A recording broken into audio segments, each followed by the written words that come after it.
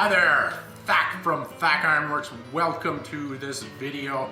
Today we're doing something completely different. We're doing a collaboration with the Lancaster Smokehouse with Tim, and this is basically a fabrication job where we are building the barbecue portion and the charcoal maker.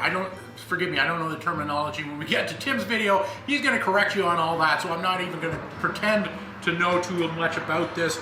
All I know is that Tim and I sat down and he gave me this very extensive shop drawing of what I need to do. So with all this very precise information, I was able to then build this elaborate blueprint, and off we go. So we'll start with the actual barbecue portion here, which is basically a rectangle tray and a box, if you will. So I've taken a piece of 4x8 1/8 inch plate, which I have had sheared out, and I've just laid it here on the table to show that how this started, where I've got all the pieces from. So fairly economical as far as use of materials. So now I'm going to start tacking these pieces together. So I'm going to shut my mouth and get welding.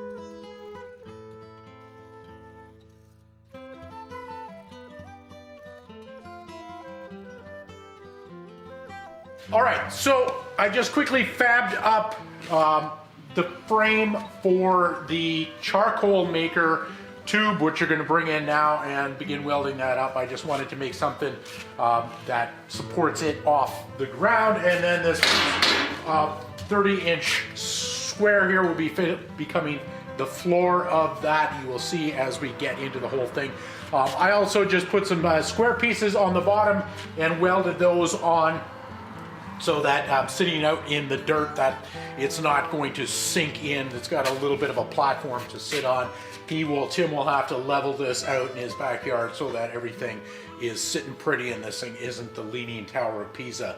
Also, I made this 30 inches, but my tube is actually 30 and a half. So my 30-inch pieces had to be moved out here. So when you're designing on the fly and not taking a whole lot of real caution as you're going along, things like this are going to happen. But this is certainly not high precision welding and fabrication here. We're just trying to whip this thing together, keeping it more or less square and clean lines and stuff like that. But I'm really not too excited about making everything super precise. We're doing a little bit of grinding on it, but we're not making it overly pretty. It just needs to function for what it is, and it'll be just fine, as you will see as we finish it off.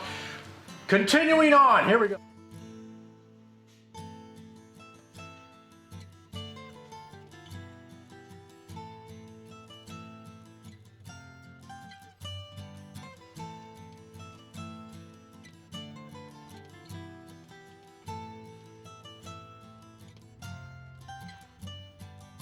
Hi there.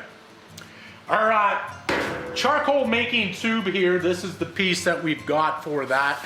And with that, I took a piece of 1/8 inch plate, mild steel, and a 4x8 piece, and I went over to my local rolling place, the rollers, I don't know what you call them, and they rolled this into a 30 and a half inch diameter tube.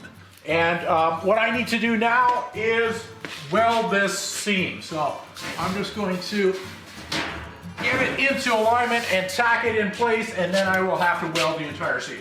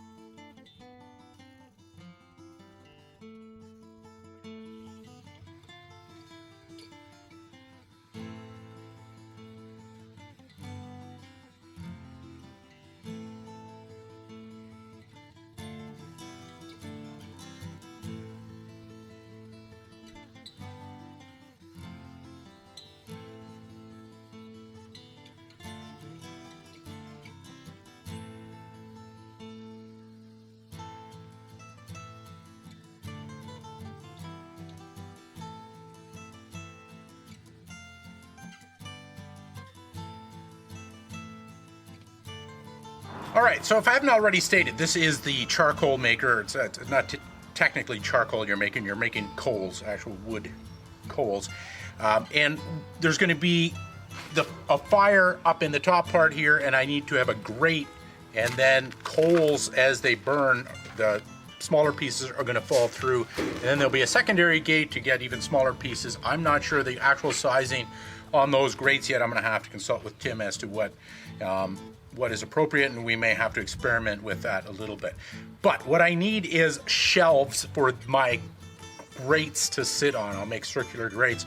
So what I'm going to do is drill 1/2-inch holes, 2 of them here, or 4 of them here, 2 and 2, and then the same on the other side, so we can stick rods through, and then the shelf can sit on. So all we have to do is drill a hole using a drill. But why am I doing that? I have people for that. Right? We get him drilling some holes. We'll go inside and do some more cutting.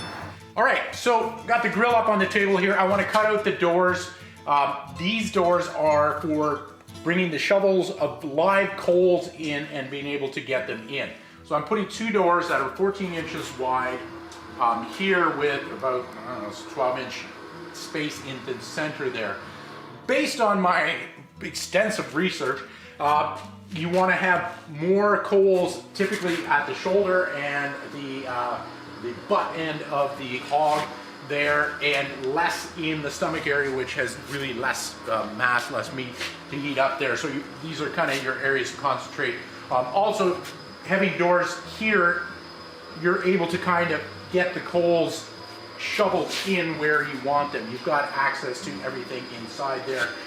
And I assume he will be using a shovel something like this, which is about 10 inches wide or something like that. So there should be enough room to be able to get in and move those coals where you need them to.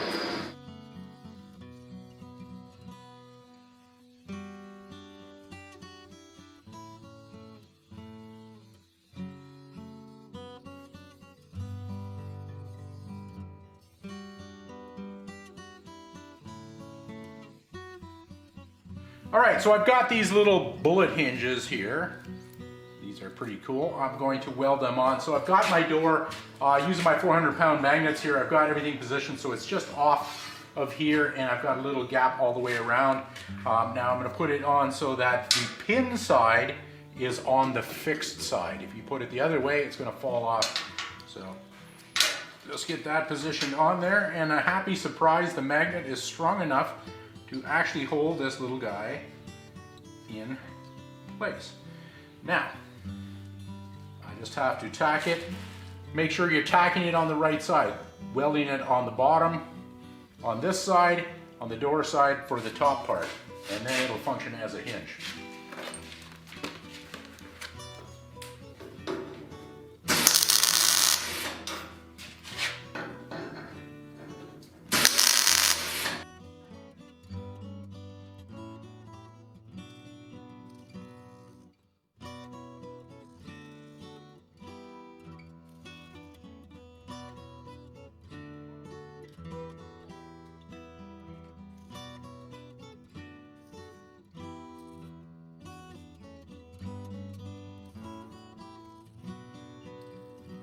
I've got these 7/16 pins here. I'm probably just going to forge out a nice little handle on there that he can then just slide it across. I kind of want to have it enough that he can just kind of kick it with his foot if this thing's getting pretty hot here, that it will work that way or in here as long as these guys don't interfere.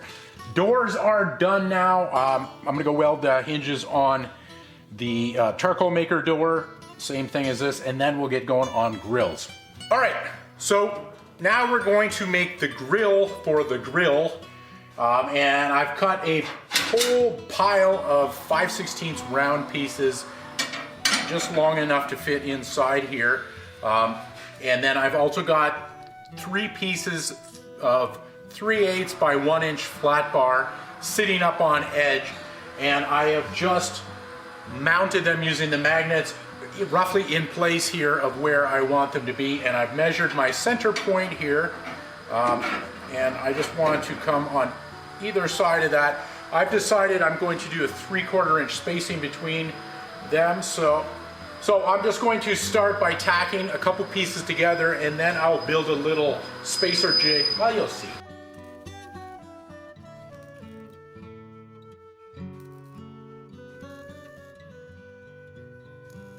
Okay, so my spacer jig is actually just a piece of 3/4 inch square bar that I'm just going to set in place here as I tack my bars in. Do run the risk of this thing starting to wander and get a little bit out of square. But once again, I'm not too worried about precision. It's not like we're welding a nuclear sub here or anything like that. It just has to basically approximate the shape that we're looking for. So, a lot of tacking.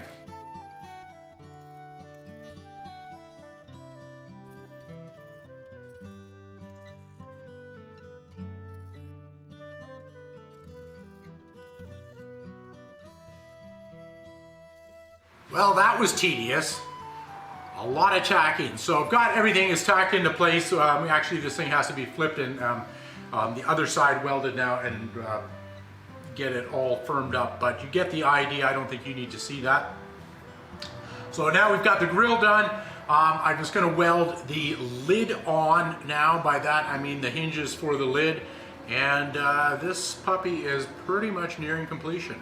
I have fabbed up a frame for a lid for the grill here. I don't have the sheet metal here to fill that in, but we can do that later. You get the idea here. So this was just a frame made out of 1 by 1 by 1/8 inch angle, and it's about a foot tall, maybe 10 inches, I can't remember actually.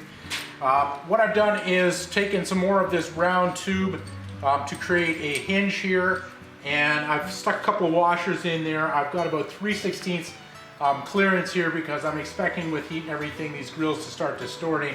So I want to have a little bit of clearance for this thing.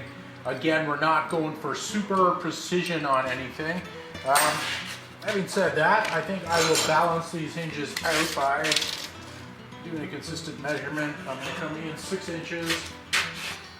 Okay, so 7/16 rod in here, which is a sloppy joint.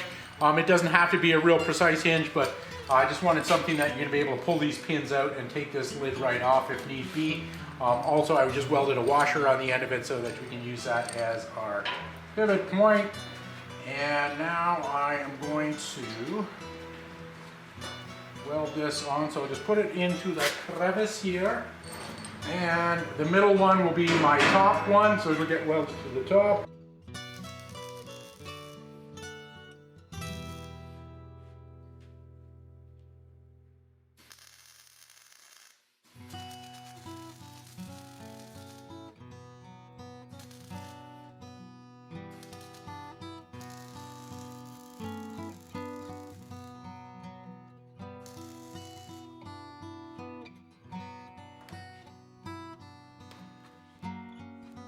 All right, so that is our lid there. That pivots. Now these pins can come out and I can take that lid right off.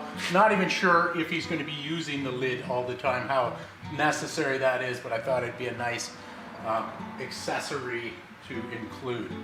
So that basically does it for the grill. As I say, I have to put in the actual pieces of sheet metal for that, but that's pretty much it. And then some paint, do some nice little handles for the latches. That's it for that one. Let's finish off the actual charcoal maker. I gotta make a grill for that one, a circular grill. I'm drawing a circle on my table.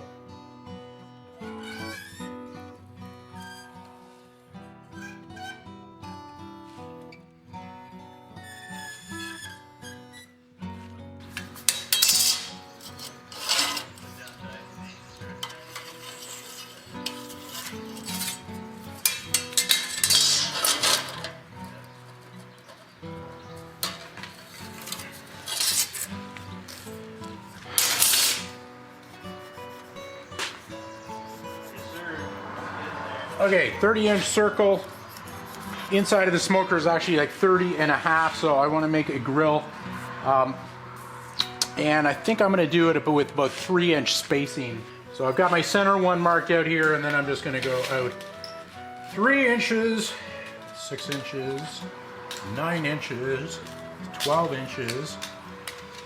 And 15 inches takes me right out to the end. How about that?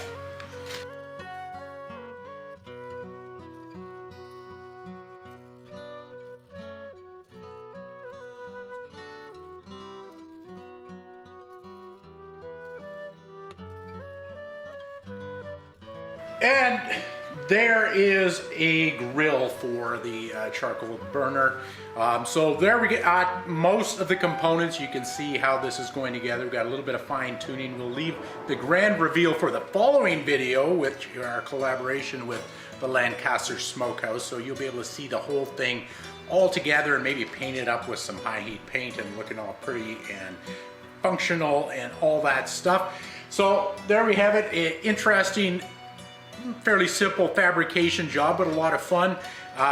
So if you like this, please subscribe to the channel. This is a different style of video than we typically do, or a different style of work, but we've got lots of different interesting things to see. So please check out our channel, subscribe if you are so inclined. Also check out our Patreon page if you want to look into that.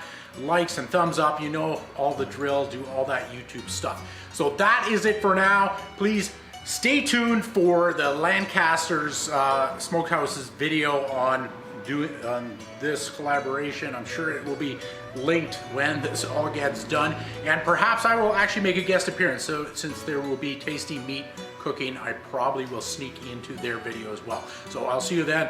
Until next time, back out. See ya!